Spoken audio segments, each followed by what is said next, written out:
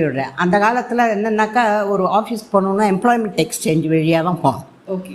அப்போ அங்கே ஆஃபீஸ் ஆளானாலும் சரி, சாதாரண ஆளாலும் சரி, we have to learn type writing.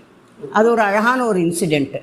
ஒரு டைப் ரைட்டிங்க்கோசம் நான் கற்றுன்னுட்டு டைப் ரைட்டிங்க்கு போய் எம்ப்ளாய்மெண்ட் எக்ஸ்சேஞ்ச் சொன்னால் முதல்ல டைப் பாஸ் பண்ணிவிட்டு வாங்கன்னு டைப் பண்ணினேங்க. முதல்ல அந்த கிளாஸில் போனோன்னே ரொம்ப பயந்து போயிட்டேன். நான் பேசாமல் உட்காண்டிருந்தேன். அவர் சொன்னார், கே கரோ ஜல்தி கரோ ஜல்தி கரோ அப்படின்னு சொன்னார் அவர். அப்படின்னு சொன்னார் அவர்.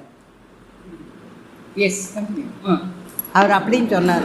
சரி, நான் என்ன பண்ணினா, சரி நான் பண்ணுறேன் உங்களுக்கு. அவர் சொன்னார், நீங்கள் என்ன உட்காண்டே இருக்கீங்க. நான் சொன்னேன், நீங்கள் கொஞ்சம் என்னை டிஸ்டர்ப் பண்ணாங்க, ஐ வில் டூ இட் அப்படின்னு. அதுக்கப்புறம் 70 words per minute பண்ணி அவர் ரொம்ப சந்தோஷப்பட்டார். இவ்வளவு கான்ஃபிடென்ஸ் அவங்களுக்குன்னு. நான் சொன்னேன், எனக்கு நல்லா வரும், பட் டிஸ்டர்பன்ஸ் இருந்தால் என்னால் முடியாதுன்னு.